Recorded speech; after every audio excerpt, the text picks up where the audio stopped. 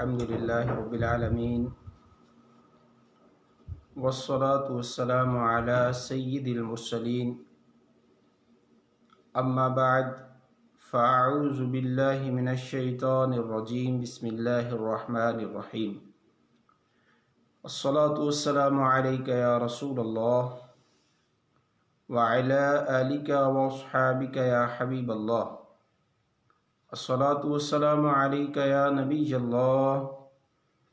وعلى آلك وأصحابك يا نور اللہ۔ فرمان مصطفیٰ صلی اللہ علیہ وآلہ وسلم ارشاد فرمایا، میرے جس امتی نے مجھ پر 10 مرتبہ درود پاک پڑھا، اللہ تبارک و تعالی اس پر 100 رحمتیں نازل فرماتا ہے۔ صلو علی الحبیب صلی اللہ تعالی علی محمد صلی اللہ علیہ وآلہ وسلم۔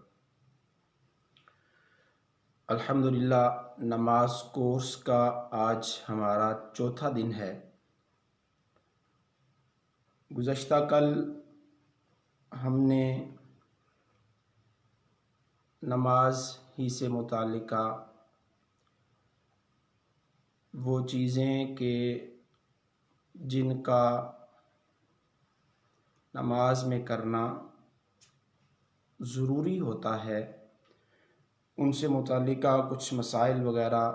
سننے کی ہم نے سعادت پائی، جس میں بالخصوص نماز کے واجبات تھے اور اس کے ساتھ ساتھ وہ چیزیں کہ جو نماز کا حسن ہوتی ہیں، نماز میں خوبصورتی لاتی ہیں، جنہیں نماز کی سنتیں کہا جاتا ہے،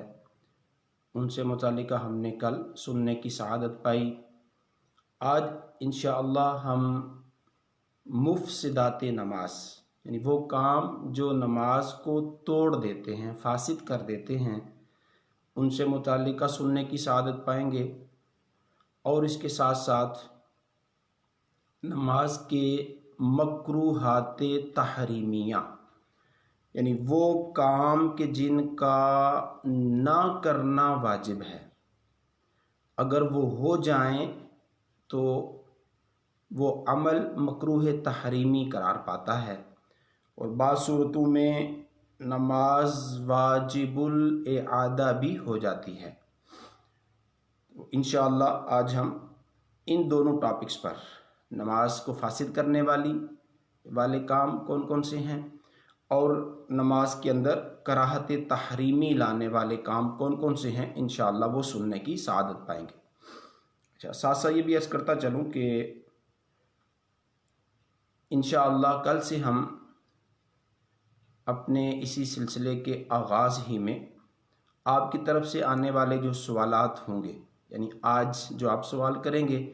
وہ کل انشاءاللہ ہم اس سلسلے کے آغاز ہی میں ان کے جوابات دے کر پھر جو ہمارا مطلوبہ متعلقہ ٹاپک ہوگا اس پر ہم جو ہے وہ گفتگو کیا کریں گے۔ اس لیے آج کے موضوع سے متعلق اگر ذہن میں کچھ سوالات آئیں تو ان کو آپ شیئر کر دیجئے گا، انشاءاللہ کل پھر ہم جن جن سوالات کا مناسب سمجھیں گے وہ جواب دے دیا جائے گا۔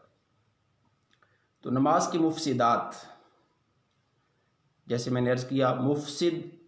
اس کام کو کہتے ہیں کہ جو نماز کو توڑ دیتا ہے۔ یوں سمجھیں کہ جس طرح نماز کے فرائض تھے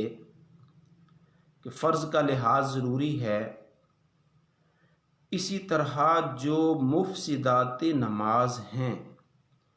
ان سے بچنا نماز میں ضروری ہے۔ گویا جو نماز کا فرض ہے اسے کرنا ضروری ہے، اور جو نماز میں مفسدات ہیں ان سے بچنا جو ہے وہ فرض ہے، اور ان کا سیکھنا بھی عاقل و بالغ نمازی مسلمان پر فرض ہے کہ وہ اپنی نماز کو فاسد ہونے سے بچا سکے۔ اگر اسے ان مفسدات کی معلومات نہ ہوگی تو وہ اپنی نماز کو کما حقہ ادا نہیں کر پائے گا، کیونکہ نبی پاک صلی اللہ علیہ وآلہ وسلم کی متعدد احادیث کا مفہوم کچھ اس انداز میں ہمیں ملتا ہے کہ بعض لوگ نماز میں چوری کرنے والے ہوتے ہیں۔ عرض کی گئی یا رسول اللہ صلی اللہ علیہ وسلم نماز کا چور کون ہے؟ تو ارشاد فرمایا کہ وہ کہ جو نماز کے رکوع و سجود کو ٹھیک انداز میں ادا نہیں کرتا۔ تو نماز فقط پڑھ لینا یہی کافی نہیں ہے، بلکہ نماز کو درست ادا کرنا اور ہر اس کام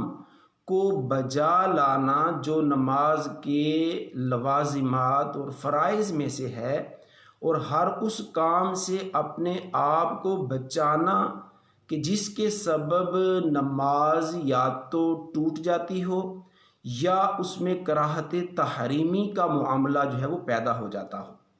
تو یوں نماز بھی ادا کرنی ہے اور اس کے ساتھ ساتھ اس کے متعلقہ جو احکامات ہیں ان کو بھی پیش نظر رکھ کر ان کا لحاظ رکھتے ہوئے اس نماز کو ادا کرنا جو ہے وہ ضروری ہے۔ اب جو چیزیں تو فرض ہیں یا جو چیزیں نماز کو توڑتی ہیں ان کا سیکھنا وہ فقہی حوالے سے اس کی وہی حیثیت ہے کہ فرض کا سیکھنا بھی فرض ہے اور نماز کو فاسد کرنے والی چیزوں سے متعلق سیکھنا بھی فرض ہے، اور جو چیزیں نماز کے واجبات میں سے ہیں یا اسی طرح جو مکروہات تحریمیہ سے تعلق رکھتی ہیں تو ان کا سیکھنا جو ہے وہ واجب ہوگا۔ تو یوں فرض کا تارک اور واجب کا تارک بندہ ہو تو اس پر فسق کا معاملہ آتا ہے، گناہ کا معاملہ آتا ہے۔ اس لیے بعض بزرگ اس طرح کی باتیں بھی ہمیں سمجھانے کے لیے ارشاد فرماتے رہے، کتابوں میں آج وہ لکھی ہوئی ہیں کہ قرآن کے حافظ تو بہت ہیں جنہوں نے قرآن کو زبانی یاد کیا، لیکن نماز کا حافظ یعنی حفاظت کرنے والا کوئی کوئی ہوتا ہے۔ تو اگر ہم اپنا بھی جائزہ لیں تو یعنی بہت کم بندہ اپنے آپ کو یوں پاتا ہے کہ مجھے نماز کی شرائط، نماز کے فرائض، نماز کے واجبات، نماز کی مفسدات، نماز کے مکروہات تحریمیہ، ان سب کی مجھے کما حقہ معلومات ہے۔ اگر بندہ یوں غور کرے تو اسے اپنے اندر کمی محسوس ہوگی، وہ یہ نہیں کہہ پائے گا کہ مجھے سب کی معلومات ہے۔ تو الحمدللہ جو ہمارا آن لائن مدرسۃ المدینہ مجلس نے یہ ایک اچھی کاوش کہ ہمیں فیس بک پیج پر جو ہے وہ لائیو 3 کورسز جو لانچ کیے، جن میں تجوید کے ساتھ قرآن کریم کے سیکھنے کا پروسیس ہے، پھر اس کے ساتھ ساتھ الحمدللہ نماز کورس جس کا بھی یہ سلسلہ جاری ہے، اور اس کے بعد جو ہے وہ طہارت کورس کا معاملہ ہے۔ تو یہ ساری کی ساری چیزیں وہ ہیں کہ جن کا ایک مسلمان بندے پر، عاقل و بالغ پر سیکھنا جو ہے وہ ضروری ہے۔ اگر وہ ان چیزوں کو نہیں سیکھے گا تو وہ اپنے ذوق میں تو یہ سمجھتا ہوگا کہ میں بڑا نمازی ہوں، میں تہجد گزار بھی ہوں، میں نوافل کی پابندی بھی کرتا ہوں، میں قرآن کی تلاوت بھی کرتا ہوں، لیکن اگر اس نے قرآن درست سیکھا نہیں ہوگا تو اس کی تلاوت کی کیفیت کیا ہوگی؟ اگر وہ نماز تو پڑھتا ہے، تہجد بھی ادا کرتا ہے، لیکن اگر اس نے نماز کو ادا کرنا اس کے فرائض و واجبات کے ساتھ اور مفسدات سے بچتے ہوئے، مکروہات تحریمیہ سے بچتے ہوئے اگر نماز ادا کرے گا تو وہ نماز جو ہے وہ درست ہوگی، ورنہ تو نماز کے اندر بھی خرابی کی صورت رہے گی۔ اس لیے نماز کو جہاں پڑھنا ہے وہیں اس کے ساتھ ساتھ نماز سے متعلقہ احکامات کو سیکھنا بھی ایک بندہ مسلم پر جو ہے وہ ضروری ہے۔ تو آج انشاءاللہ ہم مفسدات نماز کو توڑنے والے کام، ان سے متعلقہ سننے کی سعادت حاصل کریں گے۔ تو کلام یعنی نماز میں کلام کرنا، گفتگو کرنا، یہ نماز کو فاسد کر دیتا ہے۔ اب چاہے وہ گفتگو کرنا عمدن یعنی جان بوجھ کر ہو، یا خطأً یعنی غلطی سے ہو جائے، کرنا تلاوت چاہتا تھا اور منہ سے جو ہے وہ کوئی دنیاوی کلام نکل گیا نماز کے دوران، یا جو ہے وہ سہون یعنی بھولے سے وہ کوئی کلام نماز میں کرے۔ اب یہ کلام چاہے تو بیداری کی صورت میں ہو یعنی ہوش و حواس میں ہو، اپنی مرضی سے کرے، یا کسی کے مجبور کرنے پر بھی اگر وہ نماز میں کلام کرتا ہے تو اس کلام کرنے سے اس نمازی کی نماز فاسد ہو جائے گی۔ یوں ہی یہ جو کلام نماز کو فاسد کرتا ہے، وہ کلام نماز کو فاسد کرے گا جس میں اتنی آواز ہو کہ کم از کم وہ خود سن لے۔ اگر اس سے بھی کم آواز تھی، یعنی اسے خود بھی اپنی وہ آواز سنائی نہ دی جو اس نے کلام کیا، تو گویا اس نے کلام کیا ہی نہیں، کیونکہ کلام کرنے کی جو کم از کم مقدار ہے، جس طرح فقہا نے قرات کے حوالے سے جو ہے وہ ارشاد فرمایا کہ نماز میں قرات فرض ہے، تو قرات اتنی آواز سے کرنا نمازی کے لیے ضروری ہے کہ اگر شور و غل نہ ہو تو اس کے اپنے کان ان الفاظ کو، ان کلمات کو سن پا رہے ہوں، تب وہ قرات کیے جانے کا فرض پایا جائے گا۔ تو ایسے ہی وہ کلام جو نماز کو فاسد کرتا ہے، اس کلام کے اندر بھی اتنی آواز کا ہونا یہ ضروری ہے کہ اگر شور و غل وغیرہ نہ ہو تو اس کے اپنے کان اس کلام کو سن سکیں، اور اگر اتنی آواز نہ تھی، یعنی اس سے کم آواز تھی، تو ایسی صورت میں نماز فاسد نہیں ہوگی۔ یوں ہی کسی شخص کو سلام کیا، اب بندہ نماز میں ہے اور کسی آنے والے کو نمازی نے سلام کر دیا، اب وہ عمدن ہو یا سہون ہو، یعنی جان بوجھ کر ہو یا بھولے سے ہو، دونوں صورتوں میں اس نمازی کی نماز فاسد ہو جاتی ہے، ٹوٹ جاتی ہے۔ یوں ہی چونکہ ہمارا ایک ٹاپک انشاءاللہ اسی نماز کورس کے اندر ہوگا، نمازی کی اقسام، تو جو یعنی مقتدی ہوتا ہے اور اسی طرح اس کی اور اقسام بھی ہیں۔ اب ان میں سے ایک قسم کا مسئلہ بھی میں جو عرض کرنے جا رہا ہوں، اس میں لفظ مسبوق۔ مسبوق کہتے ہیں اس نمازی کو کہ جس کی کوئی ایک آدھ رکعت رہ گئی ہو، یعنی وہ شروع سے نماز میں شامل نہ ہو پایا، پہلی رکعت اس کی مس ہو گئی، دوسری میں آ کر ملا، یا رکوع کے بعد پہلی رکعت میں امام رکوع کر چکا تھا، رکوع کے بعد آ کر کسی رکن میں اگر وہ نمازی ملتا ہے تو ایسے شخص کو، ایسے نمازی کو مسبوق نمازی کہتے ہیں، یعنی پیچھے رہ جانے والا۔ تو مسبوق جو نمازی ہے، اس نے یہ خیال کر کے کہ امام کے ساتھ سلام پھیرنا چاہیے، سلام پھیر دیا، حالانکہ اس نے سلام نہیں پھیرنا تھا، چونکہ اس کی ایک آدھ رکعت رہتی ہے، جب امام سلام پھیرے گا تو یہ کھڑا ہو کر اپنی بقیہ رکعتوں کو ادا کرے گا۔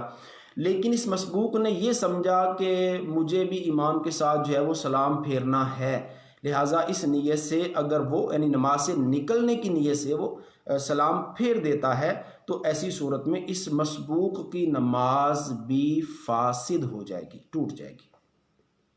اسی طرح دوسری رکعت کو چوتھی سمجھ کر سلام پھیر دیا، پھر یاد آیا تو نماز پوری کر کے سجدہ سہو کر لیں۔ یعنی یہاں پر اس کو یعنی نمازی کو گنجائش ہے کہ اگر دوسری رکعت کو اس نے چوتھی سمجھا تھا، بھولے سے اس نے سلام پھیر دیا، تو ایسی صورت میں یہ آخر میں سجدہ سہو کر لے گا اور اپنی نماز کو مکمل کر لے گا، اس کی نماز یعنی فاسد نہیں ہوگی۔ یوں ہی زبان سے سلام کا جواب دینا بھی نماز کو فاسد کر دیتا ہے، کیونکہ یہ بھی ایک طرح سے وہ کلام کی صورت ہی ہے، جس طرح ہم نے شروع میں پڑھا نا کہ سنا کہ کلام مفسد نماز، یعنی نماز کو فاسد کرتا ہے۔ تو اب اگر کسی نے زبان سے سلام کا جواب دیا کسی کو، تو اس نمازی کی نماز بھی فاسد ہو جائے گی۔ اچھا، اس میں بعض ایسے کام بھی ہیں جو بعض اوقات گھروں کے اندر جب ہماری گھر کی جو عورتیں ہوتی ہیں، والدہ ہوں یا ہمشیرہ ہوں یا دیگر جو محرم رشتے کی عورتیں گھر میں ہوتی ہیں، تو بعض اوقات ایسی صورت درپیش ہو جاتی ہے گھر میں کہ کوئی چیز والدہ سے پوچھنی تھی اور اب امی نماز میں ہیں، تو اولاً تو اس میں یہی کوشش کرنی چاہیے کہ نماز میں جب گھر کی کوئی عورت ہے تو اس صورت میں ان سے کلام نہ کیا جائے۔ لیکن بعض اوقات ایسا ہوتا ہے کہ ان سے پوچھ لیا جائے کہ فلانی شے یا فلاں کے متعلق کو ہاں نہ میں جو جواب ہو، تو وہ نمازی عورت ہاتھ کے اشارے سے یا سر کے اشارے سے ہاں یا نہ کی صورت کر دیں، تو اس طرح کرنا یہ مکروہ ہے، لیکن اس سے نماز فاسد نہیں ہوتی۔ لیکن چونکہ یہ کام ایسا ہے کہ نمازی کو اگر اس انداز میں پوچھا جاتا ہے، جو نماز میں نہیں وہ اگر نمازی سے پوچھے گا تو یقیناً نمازی کا خشوع و خضوع جو ہے وہ متاثر ہوتا ہے، جو اس کی ایک عاجزی والی یا جو حضوری قلب، دل کی جو حاضری کی کیفیت بندے کی نماز میں بعض اوقات ہوتی ہے تو وہ متاثر ہو جاتی ہے۔ اس لیے نمازی بندے سے اس طرح کا کسی قسم کا کوئی سوال نہیں کرنا چاہیے۔ لیکن چونکہ ہم مسائل کے سیکھنے کے حوالے سے یہاں پر بیٹھے ہوئے ہیں تو اس ضمن میں یہ عرض کر رہا ہوں کہ اگر ایسی کوئی صورت درپیش ہو تو اس سے نماز فاسد نہیں ہوگی۔ ہاں، وہ زبان سے اگر جواب دیں گے تو پھر مسئلہ بنے گا، لیکن اگر ہاتھ کے اشارے سے یا جو ہے وہ سر کے اشارے سے ہاں نہ کے انداز میں جواب دے دیتی ہیں تو اس سے نماز میں کراہت تو آتی ہے لیکن نماز فاسد نہیں ہوتی۔ یوں ہی بعض اوقات مختلف طرح کے الفاظ نماز کے دوران نمازی کے منہ سے کسی سبب سے نکلتے ہیں۔ مثال کے طور پر بدن میں کہیں کوئی تکلیف تھی، درد وغیرہ کی وجہ سے نماز پڑھتے ہوئے آہ کا لفظ نکل گیا یا اوہ کا لفظ جو ہے وہ زبان سے ادا ہو گیا یا اف تف وغیرہ کے الفاظ یہ زبان سے کسی تکلیف وغیرہ کی بنا پر منہ سے نکلے یا آواز سے رویا، یعنی رونا شروع کر دیا، اس میں آواز پیدا ہو گئی، ان سب صورتوں میں نماز جاتی رہے گی، یعنی نماز فاسد ہو جائے گی۔ اور اگر رونے میں صرف آنسو نکلے ہیں، بعض اوقات بندہ امام صاحب کے پیچھے وہ آیات قرآن کریم کی سننے کی سعادت پاتا ہے کہ جن میں جہنم کا یا جہنمیوں کا تذکرہ ہوتا ہے، اللہ کے عذابات کا ذکر ہوتا ہے، تو ایسی صورت میں نمازی پر خشوع و خضوع کی کیفیت طاری ہوتی ہے اور اسے اپنی موت، اپنی آخرت اور جہنم کے عذابات کو سن کر اس پر رقت طاری ہو جاتی ہے، جس کی بنا پر اس کی آنکھوں سے آنسو جاری ہو جاتے ہیں، آواز پیدا نہیں ہوتی۔ تو آواز پیدا ہوئے بغیر اگر وہ فقط آنسوؤں سے روتا ہے تو ایسی صورت میں نماز فاسد نہیں ہوگی۔ یوں ہی ایک مریض بندہ ہے، بیمار بندہ ہے، اس کی زبان سے بے اختیار آہ نکلا یا اوہ وغیرہ نکلی، یعنی اس طرح کے الفاظ بیمار کی زبان سے بیماری کے سبب اگر نکلتے ہیں تو اس سے نماز فاسد نہیں ہوگی۔ یوں ہی چھینک، کھانسی یا ڈکار یا جماہی وغیرہ نماز میں اگر آتی ہے اور جتنے حروف مجبوراً نکلتے ہیں وہ معاف ہیں، لیکن بعض اوقات ایسا دکھنے میں آتا ہے کہ نمازی بندہ نماز میں ہے اور اسے جماہی آتی ہے تو وہ جماہی میں بعض اوقات ایک لمبی سر کے انداز میں آواز نکالتا ہے۔ تو یہ یاد رکھیے گا کہ اگر بلا وجہ اپنی عادت کی وجہ سے کسی نے اس طرح جو ہے وہ جماہی لی یا کوئی ایسا کام کیا کہ جس کی بنا پر دو حرف پیدا ہو گئے تو اس صورت میں بھی اس نمازی کی نماز جو ہے وہ فاسد ہو جائے گی۔ جنت اور دوزخ کی یاد میں اگر ایسے الفاظ نکلیں تو اس سے نماز فاسد نہیں ہوتی، کہ یہ گویا کہ خشوع و خضوع پر دلالت کرتا ہے، یعنی دل کی حاضری، دماغ کی حاضری کے ساتھ گویا کہ بندہ نماز کو ادا کر رہا ہے، اس کے بدن میں عاجزی ہے، اس کے اعضاء جو ہیں وہ عاجزی کے انداز میں ہیں، جس کی بنا پر جنت یا جہنم کا تذکرہ سن کر اگر اس کے منہ سے اس طرح کے الفاظ نکلے تو وہ نماز کو فاسد نہیں کرتے۔ بعض اوقات نماز میں پھونکنے کا سا انداز بھی نمازی اختیار کر جاتے ہیں، یعنی پھونک مارنے کی صورت جو ہے وہ بن جاتی ہے۔ تو اس میں بھی یاد رکھیں کہ اگر پھونکنے میں آواز پیدا نہ ہو، اگر پھونکنے میں آواز پیدا نہ ہو تو وہ مثل سانس کے ہے، اس سے نماز فاسد نہیں ہوگی۔ اور اگر دو حروف پیدا ہو گئے، جیسے میں نے ابھی عرض کیا کہ یعنی وہ جماہی وغیرہ کے انداز میں، تو اب پھونک میں بھی اگر الفاظ یعنی حروف پیدا ہوئے، دو حروف اگر پیدا ہو گئے پھونک کے انداز میں، مثلا اف، تف، اب اف میں حمزہ اور فا ہے، تف میں تا اور فا ہے، تو یہ 2 حروف پیدا ہو رہے ہیں۔ تو اگر اس طور پر جو ہے وہ پھونک مارتا ہے کہ اس سے لفظ اف یا تف کا جو ہے وہ کلمہ ادا ہوتا ہے، اور یہ چونکہ 2 حرف پر مشتمل ہے، لہٰذا ایسی صورت میں اس نمازی کی نماز فاسد ہو جائے گی۔ اسی طرح قرآن نماز میں چونکہ قرآن کریم کی تلاوت ہوتی ہے قیام کی صورت میں، منفرد ہو بندہ جب یعنی اکیلے نماز پڑھے، یا اگر امام صاحب کے پیچھے ہوں تو پھر امام صاحب قرات کرتے ہیں، تو یوں قرآن پاک جو ہے وہ نماز میں پڑھا جاتا ہے، اسی کی قرات ہوتی ہے۔ سورہ فاتحہ کا پڑھنا واجب ہے، اور مطلقاً ایک آیت کی جو تلاوت کرنا ہے نماز میں وہ قرات کے طور پر نماز کا فرض ہے۔ نماز میں مصحف شریف یعنی قرآن پاک سے دیکھ کر قرآن پڑھنا یہ نماز کو فاسد کر دیتا ہے۔ یعنی اگر نمازی کے سامنے قرآن پاک کھلا ہوا ہے اور وہ صورت قرآن پاک کو دیکھ کر یہ پڑھ رہا ہے جو سامنے کھلی ہوئی ہے، اور وہ اسے زبانی یاد نہیں ہے، تو ایسی صورت میں بھی اس نمازی کی نماز فاسد ہو جائے گی۔ اب آپ سوچیں گے بھئی قرآن تو کوئی سامنے کھول کر نماز نہیں پڑھتا، تو چونکہ ممکن ہے کہ بعض احباب اگر مسئلے کا پتہ نہ ہو تو وہ قرآن پاک کی اس صورت کو سامنے کھول لیں، قرآن پاک کے اس صفحات کو لیں کہ جس میں وہ صورت ہے، اور گھر کے اندر نفل وغیرہ پڑھنے کی صورت کرتے ہوں۔ تو یاد رکھیے گا کہ نماز میں قرآن پاک کو دیکھ کر پڑھنا یہ نماز کو فاسد کرتا ہے۔ یا اس کی دوسری صورت یہ ہو سکتی ہے کہ جب بندہ مسجد کے اندر نماز ادا کرے تو اب بعض اوقات جو قبلے والی مسجد کی دیوار ہوتی ہے اس دیوار پر بھی قرآنی آیات یا مختلف صورتیں وغیرہ بھی بعض اوقات لکھی ہوتی ہیں۔ اب اگر نمازی ان قرآنی آیات یا صورتوں کو جو دیواروں پر ہیں انہیں دیکھ کر پڑھتا ہے، اور یہ پڑھنا اس کو دیکھ کر پڑھنا ہے، اگر تو دیکھ رہا ہے، اگرچہ یہ دیکھنا بھی مکروہ ہے کہ انسان جب قیام میں ہو تو اس کی نگاہ جو ہے وہ سجدے کی جگہ پر ہونی چاہیے، نہ کہ مسجد کی قبلے والی دیوار پر یا اس کے دائیں بائیں۔ یہ چونکہ کراہت اس سے نماز میں آتی ہے، تو لیکن بہرحال اگر وہ دیکھ تو رہا ہے جو صورت دیوار پر لکھی ہے، لیکن اس کا پڑھنا اپنے حافظے پر ہے، یعنی اسے وہ صورت یاد ہے اور وہ اپنی یاد پر صورت کو پڑھتا ہے،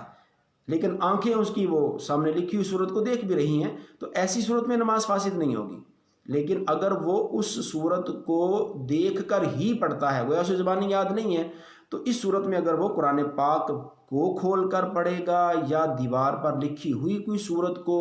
دیکھ کر نماز میں پڑھے گا تو اس سے اس نمازی کی نماز فاسد ہو جائے گی۔ یوں ہی عمل کثیر، اب اس کو تھوڑا سا سمجھنا ہوگا، اس پر بہت سارے نماز کے جو فقہی مسائل ہیں یہ مطلب موقوف ہیں اس عمل کثیر والے عمل پر، تو اس کو تھوڑا سا آپ توجہ رکھیں گے۔ میں انشاءاللہ کوشش کرتا ہوں کہ آسان کر کے آپ کو عمل کثیر جو ہے وہ اس کی تعریف عرض کروں، تاکہ آگے اگر مسائل میں یہ آئے کہ عمل کثیر سے نماز فاسد ہو جاتی ہے تو آپ کے ذہن میں یہ ہو کہ عمل کثیر ہوتا کیا ہے۔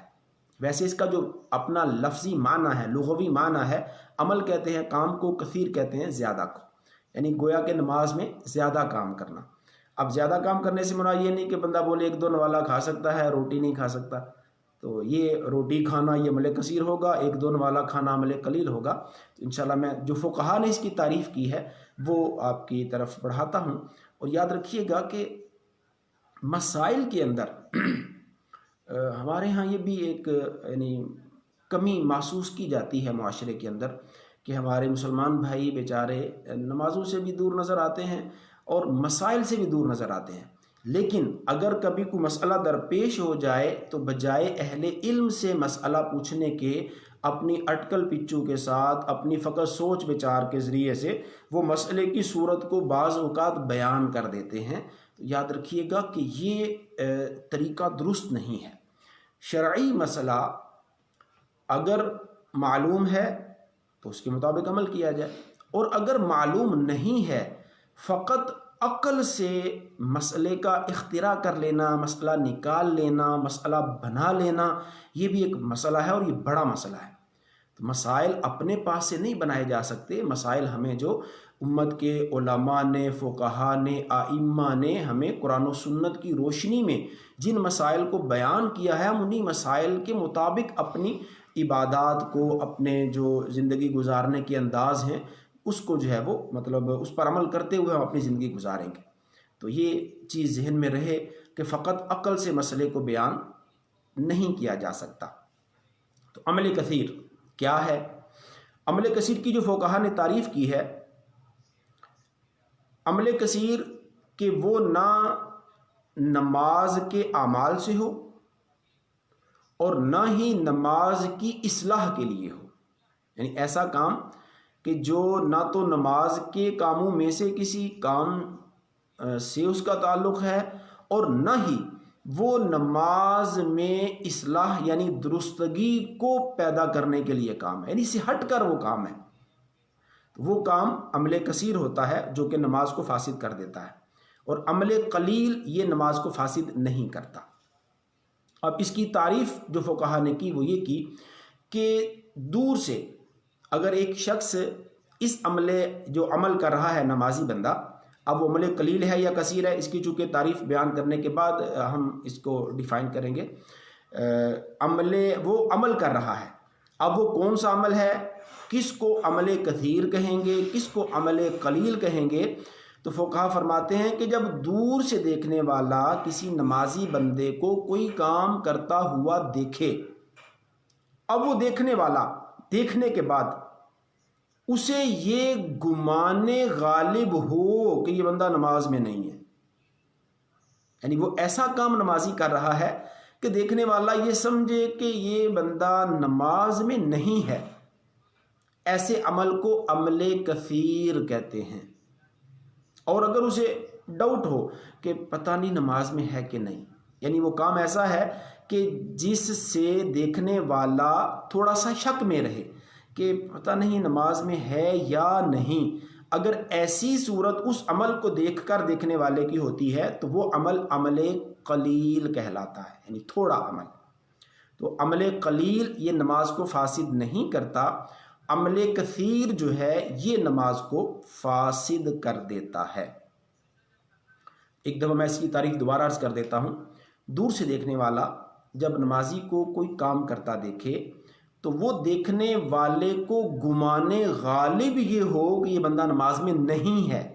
وہ عمل عمل کثیر ہوگا جو کہ نماز کو فاسد کرے گا۔ اور اگر اسے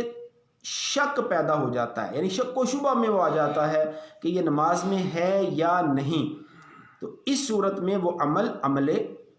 قلیل کہلاتا ہے، تھوڑا عمل کہلاتا ہے، چھوٹا عمل کہلاتا ہے، اس سے نماز فاسد نہیں ہوگی۔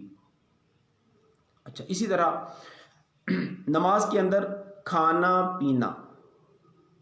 یہ بھی نماز کو فاسد کر دیتا ہے۔ اب آپ کہیں گے کہ بھئی نماز میں تو کوئی نہیں کھاتا پیتا، ہم کب کہہ رہے ہیں کہ نماز میں کھائیں پئیں؟ ہم صرف ایک مسئلے کی حد تک بیان کر رہے ہیں کہ اگر کوئی نماز میں کھائے پیے گا تو اس کی نماز فاسد ہو جائے گی۔ لیکن اس کے ساتھ ساتھ جو اگلا مسئلہ آ رہا ہے،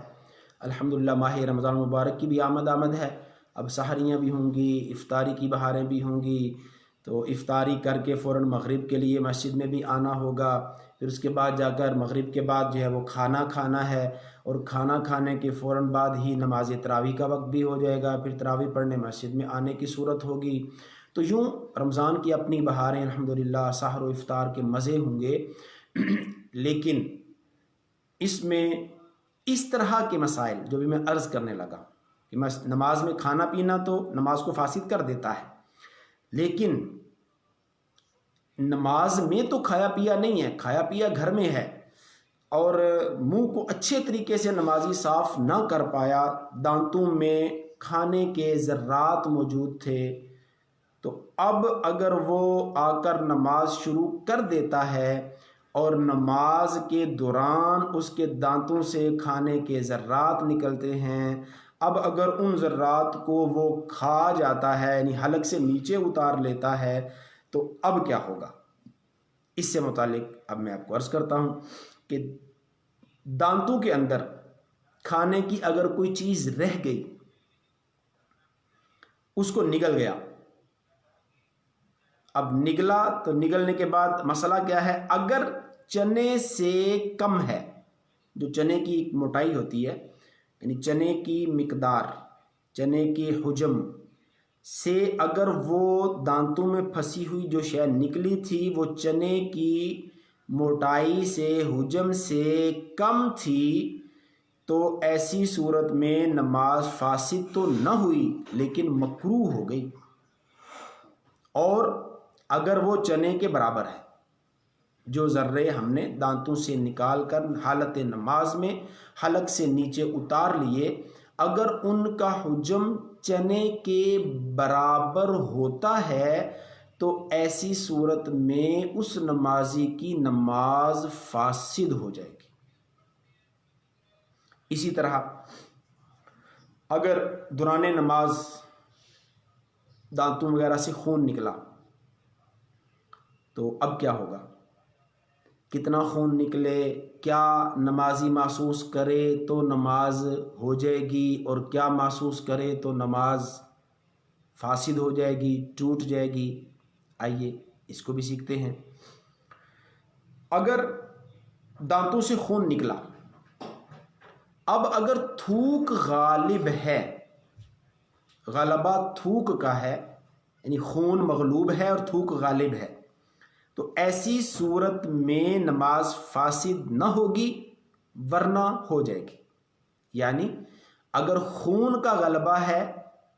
تھوک مغلوب ہے تو نماز فاسد، اور اگر تھوک غالب ہے، خون مغلوب ہے تو اس صورت میں نماز فاسد نہیں ہوگی۔ اب غلبے سے کیا مراد ہے؟ غلبہ کہتے ہیں نہیں زیادہ ہونا، کسی شے پر دوسرے کا حاوی ہونا، اس کو غلبہ کہتے ہیں۔ تو غلبے کی تعریف کیا ہے؟ فقہا فرماتے ہیں غلبے کی علامت یہ ہے کہ حلق میں مزہ محسوس ہو، یعنی دانتوں سے خون نکلا، اب ظاہر ہے وہ تھوک انسان نگل رہا ہوتا ہے، حلق سے نیچے اتار رہا ہوتا ہے، اب اگر اسے اس تھوک کو حلق سے نیچے اتارتے وقت حلق میں خون کا مزہ محسوس ہوا تو یہ گویا خون غالب ہے، نماز فاسد ہو جائے گی۔ اور اگر ایسا نہیں ہوا، جیسے انسان تھوک کو ویسے نکل رہا ہوتا ہے، اگر خون نکلا بھی تھا، اس نے اس تھوک کو نگلا، اسے خون کا ٹیسٹ محسوس نہیں ہوا حلق کے اندر، تو ایسی صورت میں تھوک غالب تھا، لہٰذا نماز فاسد نہیں ہوگی۔ اچھا، یہاں یہ بات بھی ذہن میں رکھیے گا کہ یہ جو مزے کی شرط ہے نا، یعنی غلبہ کی جو ہم نے علامت بھی سنی ہے کہ حلق میں مزہ محسوس ہو، تو یاد رکھیے گا یہ مزے والی جو قید ہے یہ فقط نماز اور روزہ توڑنے میں اس کا لحاظ کیا جاتا ہے۔ یعنی نماز میں بندہ ہے اور منہ سے خون نکل رہا ہے، دانتوں سے، مسوڑوں سے، تو ایسی صورت میں لحاظ ہوگا ٹیسٹ کا، مزے کا، یعنی خون کا اگر مزہ محسوس ہوا تو خون غالب، نماز فاسد۔ یوں ہی روزے کی صورت میں بھی اگر بندے کے منہ سے یوں خون جو ہے وہ نکلتا ہے دانتوں مسوڑوں سے اور وہ اس تھوک کو نگل جاتا ہے اور نگلتے وقت اسے خون کا ذائقہ محسوس ہوتا ہے تو اس صورت میں بھی اس کا روزہ ٹوٹے گا۔ تو نماز اور روزہ کے ٹوٹنے میں ذائقے کا اعتبار ہے غلبے میں، اور وضو ٹوٹنے کے اندر اگر کسی شخص نے وضو کیا ہوا ہے اور اب اس کے منہ سے خون نکلتا ہے تو وضو کس صورت میں ٹوٹے گا؟ تو وضو کے اندر رنگ کا اعتبار کیا جانا ہے۔ یہ فرق ذرا ذہن میں رکھیے گا، میں دوبارہ عرض کرتا ہوں، نماز کے ٹوٹنے اور روزے کے ٹوٹنے میں اگر منہ سے خون نکلے تو اعتبار ذائقے کا ہے، حلق میں ذائقہ محسوس ہوا تو نماز ٹوٹی، روزہ ٹوٹا۔ اور وضو ٹوٹنے میں اگر منہ سے خون نکلے گا تو اب یہاں جو اعتبار ہے وہ رنگ کا اعتبار ہے، ذائقے کا اعتبار نہیں ہے۔ اب رنگ کا اعتبار کیا؟ مثلا نمازی نے وضو کیا، وضو کر کے اس کو لگا کے جو ہے وہ خون نکلا ہے منہ سے، اب وہ تھوکے گا۔ جب وہ تھوکے گا، اب اگر تھوک غالب ہے، خون کم ہے، تو وضو نہیں ٹوٹا، اور اگر خون غالب ہے اور تھوک مغلوب ہے تو اس صورت میں اس کا وہ وضو ٹوٹ جائے گا۔ تو وضو میں اعتبار رنگت کا ہے وضو ٹوٹنے میں، اور نماز اور روزے میں جو اعتبار ہے وہ ذائقے کا ہے۔ اسی طرح سینے کو قبلے سے پھیر دیا، سینہ قبلے سے اگر پھر جائے اور اتنا پھرے کہ 45 درجے سے باہر نکل جائے۔ 45 کے زاویے کا میں نے استقبال قبلہ کے تحت عرض کیا تھا کہ جنہوں نے میتھ پڑھا ہوتا ہے وہ ڈی کو دیکھتے ہیں، ڈی ایک آلہ ہوتا ہے، پرکار ڈی اور اس طرح کی چیزیں، تو وہ جو ڈی کا زاویہ ہوتا ہے وہ 180 کا زاویہ ہوتا ہے، یعنی گویا کہ اگر گول دائرہ ہو تو اس گول دائرے کا جو کل بنے گا وہ 360 بنتا ہے۔ 360 کو یعنی گول کو بیچ میں سے آدھا کاٹ دیں گے تو اب یہ 2 ڈی بن جائیں گی۔ اب ہر ڈی 180 زاویے کی ہوتی ہے۔ اب آپ اس ڈی کو درمیان سے کاٹیں تو یہ 90 کا زاویہ بنے گا، دائیں طرف بھی اور بائیں طرف بھی۔ اب اس 90 کے زاویے کو پھر آدھا کاٹیں تو یہ جو ہے یوں 45 کے وہ 2 بن جائیں گے۔ تو اب قبلہ بالکل سامنے ہے، اگر 45 کے زاویے سے اس نے سینے کو باہر نکال دیا تو ایسی صورت میں اس نمازی کی نماز فاسد ہو جائے گی۔ تو چہرے کو پھیرنا یہ مکروہ تحریمی ہے، چہرہ اگر قبلے سے پھرے اس سے نماز فاسد نہیں ہوگی، لیکن سینہ اگر پھر جاتا ہے تو اس سے نماز فاسد ہو جاتی ہے۔ اسی طرح حالت نماز میں موت آ گئی، بڑی اچھی موت ہے، اور الحمدللہ اللہ تعالیٰ بعض مسلمانوں کو یہ بھی سعادت دیتا ہے کہ وہ حالت نماز میں وضو کی صورت میں مسجد کے اندر اور قبلے کی جانب رخ، اور ملک الموت آئے اور روح قبض ہو گئی۔ موت اسی طرح جنون یعنی مجنون ہو جانا، پاگل ہو جانا، یا بے ہوشگی وغیرہ نمازی پر طاری ہو جائے، ان تینوں صورتوں میں نماز فاسد ہو جاتی ہے، نماز ٹوٹ جاتی ہے۔ اگر بے ہوشگی کا کسی کو دورہ پڑتا ہو اور اسے اس طور پر جو ہے وہ اگر دورہ پڑ جاتا ہے نماز میں، وہ بے ہوش ہو جاتا ہے، تو اس صورت میں اس کی نماز فاسد ہو جائے گی، اسے وہ نماز دوبارہ پڑھنی ہوگی۔ یوں ہی ایک بڑا اہم مسئلہ میں نے تکبیر تحریمہ کے تحت بھی عرض کیا تھا، اب دوبارہ دہرا دیتا ہوں، چونکہ یہ نماز کے مفسدات میں اس کو فقہا بیان کرتے ہیں۔ تکبیرات انتقال، یعنی قیام سے رکوع کی تکبیر ہے، پھر جب رکوع سے اٹھے قومے میں آئے تو پہلے سجدے میں جانے کی تکبیر، پھر پہلے سجدے سے اٹھنے کی تکبیر، پھر دوسرے میں جانے کی تکبیر، یہ جو تکبیرات ہوتی ہیں اسے تکبیرات انتقال کہتے ہیں، ایک رکن سے دوسرے رکن میں منتقل ہونا۔ تکبیرات انتقال میں لفظ اللہ یا لفظ اکبر،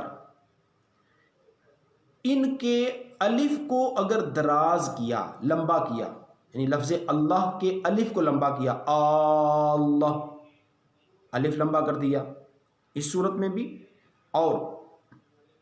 اکبر کے الف کو لمبا کیا، اکبر، ان دونوں صورتوں میں نماز فاسد ہو جائے گی۔ اور ایسے ہی اکبر، بر، اکبر کی با کے بعد اگر الف لگا کر پڑھا، یعنی اللہ اکبر، اس صورت میں بھی نماز فاسد ہو جائے گی۔ اور اگر یہ ادائیگی جو میں نے 3 طریقے سے عرض کی ہے، اللہ ہو، اکبر یا اکبار، ان تینوں انداز میں سے کوئی سا انداز بھی اگر نمازی اختیار کر گیا تکبیر میں، تکبیرات انتقال میں کیا تو نماز فاسد ہو جائے گی، اور اگر تکبیر تحریمہ میں کیا تو نماز شروع ہی نہ ہوگی، کیونکہ ٹوٹتی چیز تب ہے جب وہ ہو۔ تو اب اگر تو تکبیرات انتقال میں ایسا کر گیا تو نماز چونکہ پہلے سے شروع ہو چکی ہے اب ٹوٹ جائے گی، لیکن اگر تکبیر تحریمہ میں ایسا کیا، چونکہ تکبیر تحریمہ کے ذریعے نماز میں داخل ہونا تھا، تو ایسی صورت میں نماز میں داخل ہی نہیں ہوگا، اس کی نماز شروع ہی نہیں ہوگی، جب شروع نہیں تو ٹوٹے گی کیسے؟ اس لیے اس کلمے کے تلفظ کا لحاظ بہت ضروری ہے۔ اللہ اکبر، اللہ اکبر، نہ الف لفظ اللہ کے الف کو لمبا کرنا ہے، نہ لفظ اکبر کے الف کو لمبا کرنا ہے، اور نہ ہی لفظ اکبر کی با کے بعد جو ہے وہ الف کا اضافہ کرنا ہے۔ ان تینوں صورتوں میں اگر تکبیرات انتقال میں ایسا ہوا تو نماز ٹوٹے گی، اور اگر تکبیر تحریمہ میں ایسا ہوا تو نماز شروع ہی نہ ہوگی۔ یہ تھے چند نماز کے مفسدات جن کے ذریعے سے نماز ٹوٹ جاتی ہے۔ اب چونکہ وقت بھی اپنے اختتام کی طرف ہے تو نماز کے مکروہات تحریمیہ، یعنی وہ کام کہ جو نماز میں کرنا مکروہ تحریمی یعنی گناہ ہے، اور اسی مکروہات تحریمیہ میں بعض وہ یعنی ایسے کام، ایسے بعض کا حکم بھی یہ ہے کہ اگر یہ مکروہ تحریمی والا عمل نماز میں پایا گیا تو نماز واجب الاعادہ ہو جائے گی، یعنی اس کو دوبارہ پڑھنا واجب ہوگا، فرض ادا ہو جائے گا، فرض ذمے سے اتر جائے گا، ساقط ہو جائے گا، لیکن اس نماز کو دوبارہ پڑھنا واجب ہوگا، اور واجب کا ترک بھی جو ہے وہ گناہ ہے۔ اس لیے اللہ نہ کرے اگر کبھی نماز واجب الاعادہ ہو تو اس میں سستی یہ سوچ کر نہیں کرنی کہ چلو جی فرض تو ادا ہو گیا ہے تو اب یہ بھی پڑھ ہی لیں گے، نہیں، چونکہ حکم شرعی ہے ایسی ہر وہ نماز کل صلاۃ ادیت مع کراہت التحریم یجب اعادتها، اس نماز کا اعادہ واجب ہو جاتا ہے جو کراہت تحریمیہ کے ساتھ ادا کی گئی ہو۔ اس لیے اس کو حکم شرعی سمجھتے ہوئے اگر کبھی ایسی صورت درپیش ہوئی ہو تو نماز کا اعادہ کرنا واجب ہے۔ اب یہ نہیں کہوں گا کر لینا چاہیے بلکہ کرنا ہے۔ چند میں مکروہات تحریمیہ کے حوالے سے عرض کرتا ہوں، جیسے شدت کا پخانہ آیا ہے، پیشاب کی شدت ہے، پیشاب کا زور ہے، تو ایسی صورت میں نماز ادا کرنا مکروہ تحریمی ہے۔ اسی طرح اگر کسی کو ریح کا مسئلہ ہے، یعنی پیٹ میں ہوا وغیرہ ہو جاتی ہے اور پھر ہوا جو ہے وہ اتنا زور پکڑ جاتی ہے، ادھر نماز کا ٹائم ہے، ادھر جو ہے وہ یہ پرابلم جو ہے وہ شروع ہو گئی، اگر تو اس ریح کی شدت ہے تو اس صورت میں نماز ادا کرنا مکروہ تحریمی ہے۔ اور شدت سے مراد یہ ہے، چاہے وہ بول ہو، چاہے براز ہو، چاہے ریح کا معاملہ ہو، تو شدت سے مراد یہ فقہا فرماتے ہیں کہ جب وہ نماز شروع کرے اس حالت میں تو اب وہ نماز کے دوران اسے یہی فکر ہو کہ کب سلام پھرے گا تو میں جو ہے وہ بیت الخلاء جاؤں گا، کب سلام پھرے گا تو میں ٹوائلٹ جاؤں گا، کب سلام پھرے گا تو جو ہے نا میں تھوڑا ایزی ہوں گا۔ تو اب پوری یعنی گویا نماز کے اندر اس کی توجہ اس طرف جو ہے نا مبذول ہو گئی کہ نماز کا سلام پھیروں تو یہ کام کروں جس کام میں سے وہ دو چار ہو، اس کو شدت کہتے ہیں۔ اب ایسے ہی یعنی پخانہ ہے، یعنی براز ہے، یا پیشاب کی، چھوٹے پیشاب کی جو ہے وہ شدت ہو، تو اس طرح نماز نہیں پڑھنی چاہیے، پہلے اس سے فراغت حاصل کر لی جائے اور اس کے بعد اطمینان سے جو ہے وہ نماز ادا کی جائے۔ اگر کوئی اس طور پر نماز پڑھتا ہے تو ایسی صورت میں اس کی نماز مکروہ تحریمی ہوگی۔ یوں ہی آدھی کلائی سے زیادہ آستین چڑھی ہوئی ہو، یعنی جیسے بازو ہے تو آستین، اس کپڑے کو آستین کہتے ہیں جو بازو کے اوپر ہوتا ہے، تو یہ آدھی کلائی سے زیادہ اگر اوپر چڑھی ہوئی ہے، چاہے وہ فولڈ کی ہوئی ہو یا یوں اوپر جو ہے نا ویسے اوپر پھنسایا ہوا ہو اس کپڑے کو، تو اگر آدھی کلائی سے زیادہ جو ہے وہ کپڑا اوپر چڑھا ہوا ہے تو ایسی صورت میں بھی نماز مکروہ تحریمی ہوتی ہے۔ اس میں بالخصوص ان نمازیوں کو لحاظ رکھنا ہے کہ جو بالکل پورے ٹائم پہ مسجد میں آتے ہیں اور آ کر وضو خانے پہ وضو کرتے ہیں، ان کی آستینیں فل اوپر چڑھی ہوتی ہیں بغل تک۔ اب وضو کیا، ادھر جماعت کھڑی ہے، امام صاحب رکوع میں جانے والے ہیں، ادھر جو ہے وہ حضرت جلدی جلدی وضو کر کے نماز میں شامل ہونا چاہتے ہیں۔ تو اب دیکھیں، نماز جماعت میں شامل ہونے کا شوق تو یقیناً اچھی چیز ہے، ہونا بھی چاہیے، لیکن اب یوں نہ ہو کہ ادھر وضو میں بھاگم بھاگ، ادھر بازو بھی نیچے کوئی نہیں کیا، آستینیں اوپر چڑھی ہوئی ہیں، اور جماعت کی پہلی رکعت پانے کے شوق میں بندہ اپنی نماز کو مکروہ تحریمی کر لے۔ تو آستین آدھی کلائی سے اگر زیادہ چڑھی ہوئی ہوگی تو اس صورت میں نماز مکروہ تحریمی ہوگی، ایسی نماز کا اعادہ واجب ہوگا۔ اسی طرح نماز میں ادھر ادھر منہ پھیر کر دیکھنا بھی مکروہ تحریمی، یعنی اب ہے بندہ نماز میں لیکن نماز میں منہ کو ادھر کرے یا اس طرف کر کے جو ہے وہ دیکھتا ہے، تو اس طرح دیکھنا بھی نماز میں منہ کو پھیر کر، یہ مکروہ تحریمی ہے۔ ہاں اگر منہ پھیرتا نہیں ہے، نگاہیں پھیرتا ہے، یعنی نگاہ کبھی جو ہے وہ سامنے والی دیوار پہ جاتی ہے، کبھی جو ہے وہ کنکھیوں سے دائیں جانب دیکھتا ہے، کبھی کنکھیوں سے بائیں جانب دیکھتا ہے، تو یوں آنکھوں کو گھما کر اگر وہ دیکھے تو نماز مکروہ تحریمی تو نہیں ہے لیکن مکروہ تنزیہی ہے، یعنی ناپسندیدہ عمل ہے۔ یہ بھی نماز میں ایسا نہیں ہونا چاہیے، بلکہ فقہا نے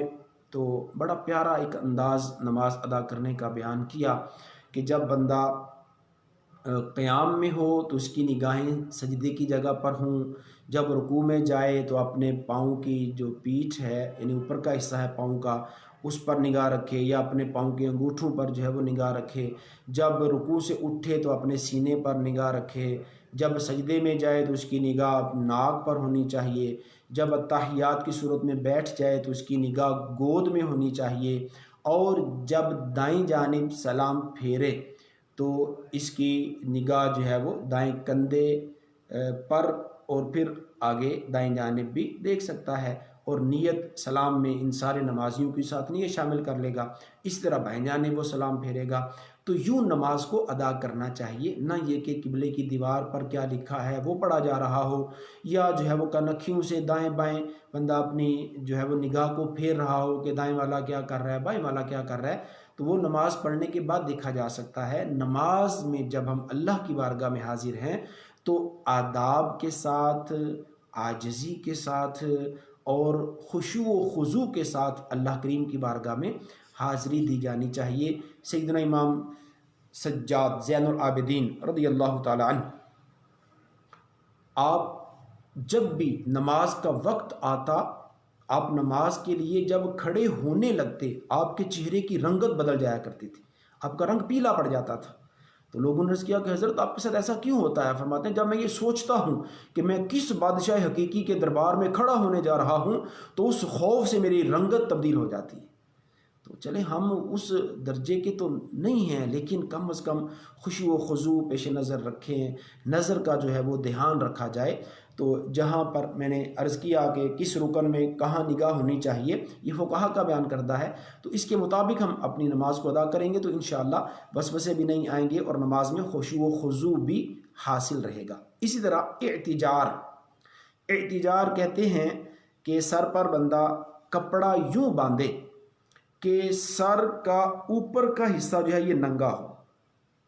اب جیسے نیچے ٹوپی اگر ہے اور وہ ٹوپی کو اوپر سے ننگا رکھتا ہے تو وہ اعتجار نہیں ہے۔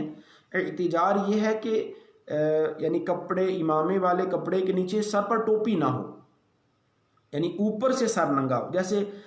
گاؤں گوٹھوں کے اندر جو بعض بزرگ لوگ ہوتے ہیں وہ سمپل جو ہے نا ایک کپڑا لے کر اپنے سر پہ انہوں نے اس کو لپیٹا ہوتا ہے، اب ان کے سر پر ٹوپی نہیں ہوتی، اور بعض اوقات ان کا درمیان سے جو ہے وہ سر ننگا ہوتا ہے، ادھر سے سر کے بال نظر آ رہے ہیں اور یوں جو ہے وہ سر کے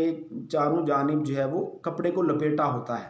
تو ایسی صورت کو اعتجار کہتے ہیں کہ سر ننگا ہو اور کپڑا یوں سر کے چاروں جانب لپٹا ہوا ہو، اسے اعتجار کہتے ہیں۔ اور حالت اعتجار اگر نماز میں ہوگی تو اس سے نماز مکروہ تحریمی ہو جاتی ہے۔ اس لیے ایسے لوگوں کو کہ جو اس طرح کپڑے کو لپیٹتے ہیں انہیں اپنے سر کے اوپر بھی یہاں پر کپڑے کو جو ہے وہ لے لینا چاہیے تاکہ اوپر سے سر ننگا نہ ہو. اگر سر ننگا ہوگا تو نماز مکروہ تحریمی ہو جائے گی. یوں ہی جس کپڑے پر جاندار کی تصویروں سے پہن کر نماز پڑھنا مکروہ تحریمی ہے.